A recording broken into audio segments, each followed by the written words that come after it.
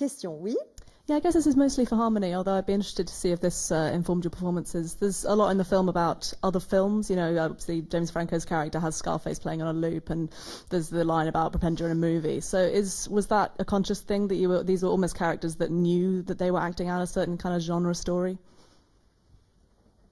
Well, it's interesting because I feel like now culturally people are like in some ways sponges in that way, and so it is like a cultural mashup. So it's you know, there are in a lot of ways that is what the movie is about, this idea that certain things, it's a small step between viewing something, experiencing it through a movie or a video game or a song, and then stepping out and acting on that in real life. Sometimes it becomes more abstract, more connected in that way. It's almost like weird technological wormholes and things. And so the girls, the actors, you know, Franco's character, Alien, are maybe built off of different cultural pop references, you know. It's like gangsterism and mysticism colliding, and they form their own type of religion.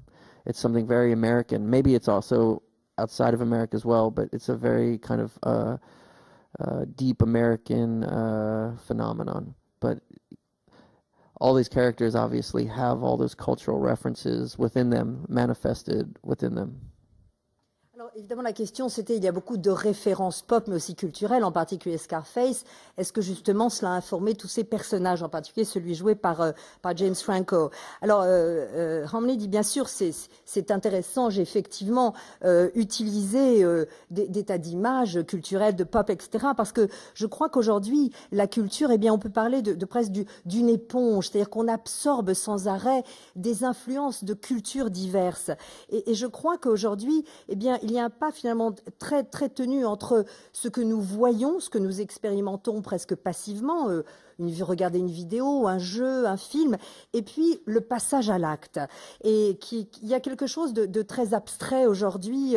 En quelque sorte, la technologie nous fait presque oublier qu'il y a une réalité dans le passage à l'acte. Et le personnage de Alien, joué par James Franco, bien sûr, est un mix de différentes références pop.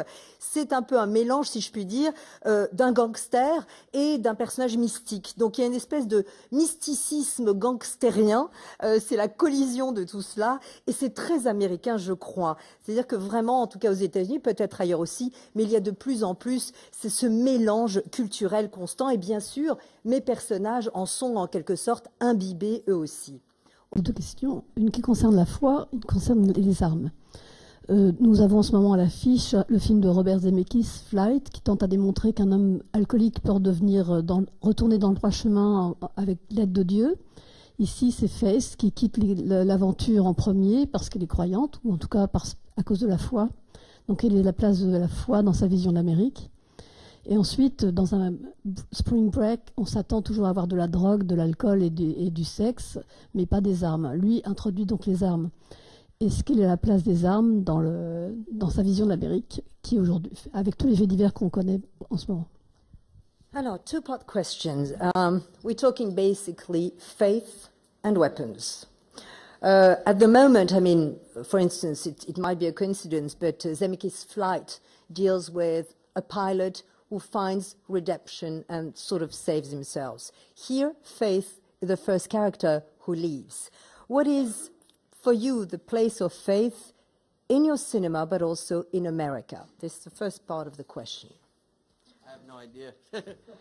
The place of faith in cinema? No, in your cinema. The place of faith in my cinema? I don't know, you know. I just make the movies. I don't really know. I mean, I make the films because I don't know. I make the films because there's something I'm trying to get at. I don't really set out to say anything like that. I have no kind of you know, there's faith and magic and beauty and horror in the films, but that's like life. And so it's more, for me, it's a kind of impressionistic interpretation of these characters in that world and stuff. And so, but as far as how I see faith and belief in the movies, I'm more interested in how you interpret it on your own. And in America? And the same thing. Ok. Alors voilà. I tried. Alors voilà, en fait, je ne saurais pas bien répondre à cette question parce que lorsque je fais un film, je l'imagine sans trop conceptualiser, sans trop savoir. J'essaie surtout de sortir des choses de moi. Donc il n'y a pas de message dans mes films ou dans ce film-là. Il y a à la fois la magie, la beauté, l'horreur, comme au fond dans la vie. Donc je crois que c'est plus une interprétation impressionniste en quelque sorte. Mais je ne pourrais pas interpréter davantage le rôle ou la place de la foi aujourd'hui dans l'Amérique d'aujourd'hui. The second part of the question was about weapons. I mean, obviously, when we talk about spring breaks, we expect sex, drugs, rock and roll, but we don't necessarily expect weapons. Why did you sort of introduce that dimension, especially considering what America is going through in terms, obviously, of the problematics of weapons and arms? Yeah, because weapons are part of the cultural fabric of America. They're intrinsic to the identity of America. For whatever your stance on weapons are, it's a part of America. It's a part of the culture. And a lot of times, philosophically, it's boiled down. People boil things down to money, weapons, sex, primal urges, primal things. The movie is more of a reflection of that than it is an overt commentary. Now, obviously, you know, there are things in there that you get from the film message-wise, meaning-wise, but rather than make a simple indictment and say that this is bad, this is good, it's more complicated than that. It's more of I'm more concerned with showing you the way that things feel. Does that make sense? They're showing you rather than saying this is this way, this is that way. I don't really know. I grew up in that culture, and those things were all around me. And so this is what I'm making to show you the way those places feel and look and taste. And everything past that is up for interpretation. Alors, c'est vrai qu'en ce qui concerne évidemment les armes, que l'on le veuille ou pas, les armes font partie en quelque sorte du tissu intrinsèque de la culture américaine. Et je crois que philosophiquement, eh bien, les thèmes principaux et porteurs aujourd'hui sont l'argent, bien sûr, le sexe et justement la violence par les armes. De nouveau, quelle que soit notre opinion là-dessus. Donc je crois que mon film est moins un commentaire sur cela qu'une réflexion sur cette culture.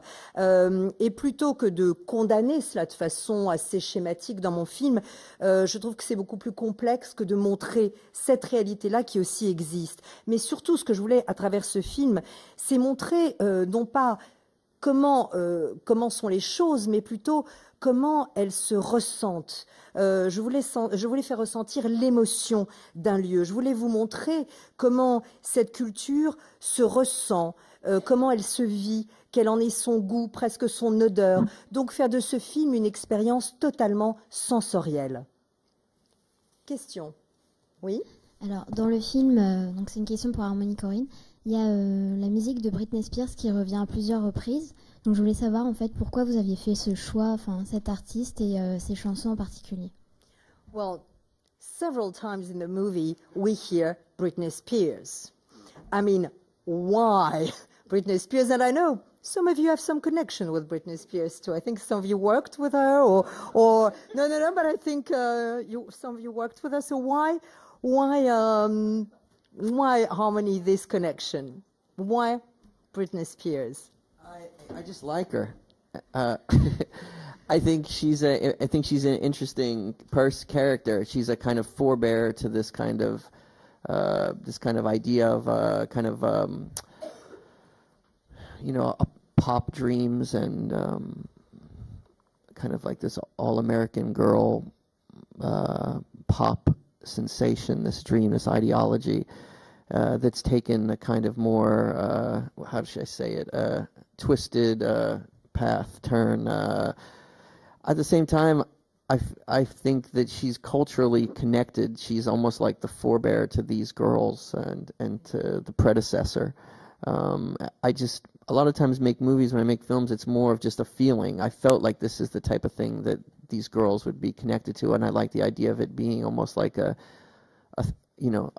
theme in some ways. But I mean, I like those songs. Alors d'abord, moi j'aime beaucoup Britney Spears et je la trouve intéressante et en un sens, je dirais presque qu'elle a été la première, l'ancêtre presque de cette idée de rêve pop, de cette all-American girl, l'américaine pop, cette sensation pop. Donc elle fait partie de l'idéologie de cette culture et je trouvais que Britney en un sens était culturellement parlant connectée est lié à ces 4 personnages de jeunes filles. Vous savez, lorsque je fais un film, dès le départ, j'ai besoin de penser à un feeling, à ce qui pourrait relier mes personnages entre eux. Et d'une étrange manière, eh bien, Britney Spears était une connexion entre ces 4 personnages. Elle devient presque un thème du film à elle seule.